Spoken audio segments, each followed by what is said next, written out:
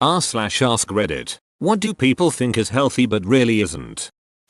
Absolutely anything Gwyneth Paltrow likes. I don't understand how that company is allowed to make the claims or sell the products they do. Vitamin water. It's stacked with ridiculous levels of sugar and no vitamins. I love that in the lawsuit against them for just this reason. Their argument was something along the lines of, no reasonable person would think vitamin water is a health beverage. Sure. Fat-free food. Yeah, to make up for the loss of fat they pump it full of sugars. Besides that, your body needs fats. Fats aren't some evil, bad, chunky boys. Our body relies on them. As long as you don't receive too much of it and it's mostly unsaturated fats, you're good. Gluten-free food is for people allergic to gluten. It's not some dieting trick. As someone with a gluten allergy, I am grateful for ignorance on this topic. Gluten-free foods used to be hard to find, but thanks to its popularity, now most major grocery stores I go to have entire sections for gluten-free products.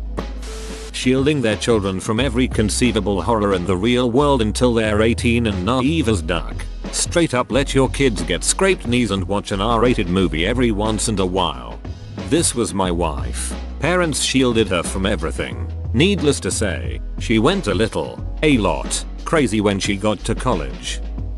Granola bars. The one I was eating daily had the nutritional value of a Snickers. Granola bars were always meant to be a portable, non-perishable and high-energy snack which is automatically going to have carbs and sugar. Reminds me of the breakfast cookie shit people make and then they somehow decide it is healthy because it's not bacon or chocolate. I don't even understand. Popularity edit. On the topic of advertising. Very few brands actually advertise as health food. They advertise to active people. And I think the effect of seeing healthy people in the advertisements is part of what gives that false sense of nutritional value. Smoothies from smoothie shops. They use sorbets, ice creams, and juices with an insane amount of sugar in them. My sister worked at a smoothie shop and people would always come in after going to the gym. It's not what most people think it is. I find myself craving smoothies after the gym as my body is desperate for a sugary cold drink. And I remind myself that I'm a chubby penguin and move on. The place I work at actually doesn't make them with anything more than frozen fruit and coconut milk. The prices are horrendous though. Vaginal washes on a daily basis so it smells like lavender instead of what vaginas are supposed to smell like. It's unnecessary and changes your pH down there and predisposes you to infections. Vagisil is terrible. I got a yeast infection from using it. The stupid cleanses. Your body naturally gets rid of toxins and stuff. You just need to drink water. If you need to clean anything it's your liver. Give it 6 weeks without alcohol or drugs, it'll thank you for it. The food pyramid that was popularized by the USDA is a terrible idea. A lot of people today have realized this, but many older folks still see it as the Bible of good eating, and they are very fat. The fact that it's pyramid not triangle means there's 2 secret sides. Getting into a relationship to say help fix men someone. Those stupid juicing detox programs. Your body's liver and kidneys naturally detox your body so long as you drink plenty of water. This whole notion that you are detoxing your body with juice is asinine. There's something about sitting on the toilet for the whole weekend that's really appealing to some people, though. Dedicating your entire life to your work without an outlet separate of it. Same goes with overbearing relationships. You will begin to resent whatever you enjoy if it's the sole reason for your existence.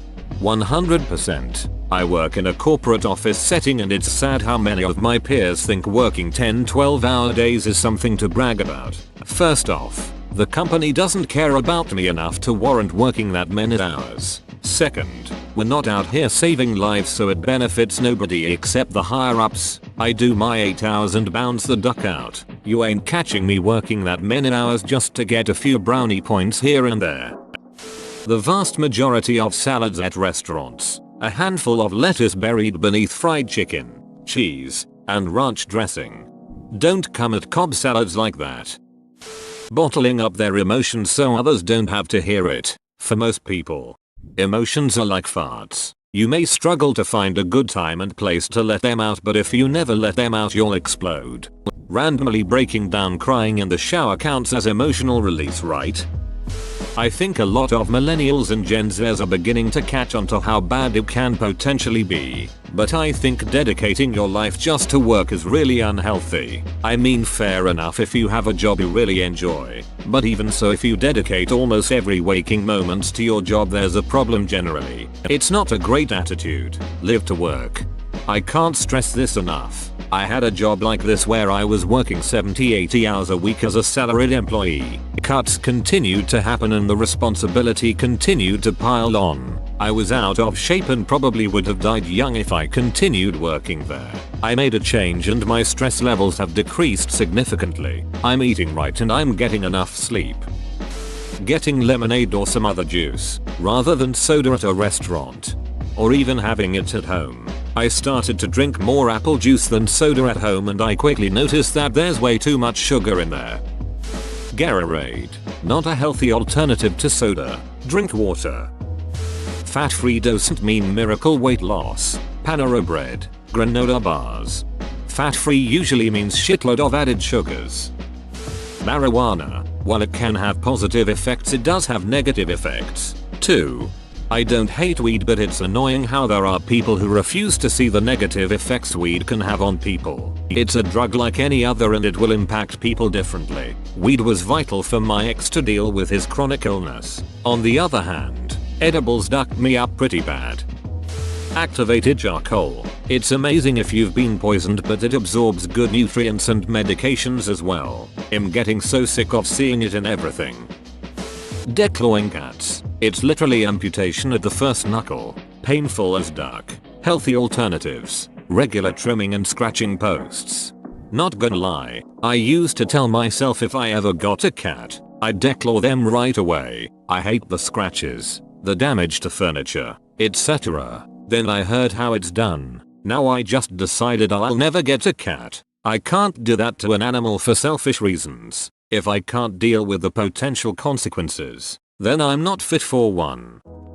The amount of comments here saying something that literally no one has ever claimed or thought to be healthy is staggering. LOL, the comment 3 below you is harrowing.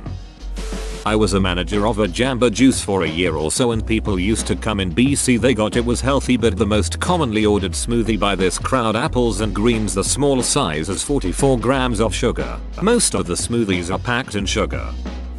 The inability to be separated from one's partner, for a slightly extended amount of time. There is often more than love there. That shit starts to border on already as codependency. Subway. Yeah, sure, you're for meat. Footlong. Cheese-filled sub is way better for you than a standard tuna butty, you unquestioning bellend. Once read something like, Subway, the only place where eating a whole loaf of bread is considered healthy, changed my whole outlook. Organic. Chemical-free skincare. Basically replacing helpful and safe chemicals for your skin with irritating ingredients, food, and essential oils that would just make things a lot worse. Sure, it works for some people, but it's not exactly a good thing to tell everyone that chemicals are bad. People often forget that we, and our skin, are actually a chemical composition, and not all of these are harmful, but are actually good for you. That green juice stuff, it's way too sweet to not be bad for you. I mean, come on. It's just as sweet as a glass of Tropicana. Do you really expect me to believe that it's this detoxifying ambrosia that everyone claims it to be? Non-GMO products. The non-GMO project label is on thousands of products and is used as a marketing ploy. Less than 30 varieties of plants, corn, wheat, etc. even have the potential to be GMOs as of right now. GMO products have been heavily researched and no difference between non-GMO products have been found. Any kind of substitute for something viewed as unhealthy, though I understand it's hard to quit unhealthy habits, so I still think it's a step in the right direction to find an alternative. Whoa, you made it to the end? You're a ducking beast. I'll cut you a deal. Smash like and subscribe for more curated content, bruh. It's free and that's a great price.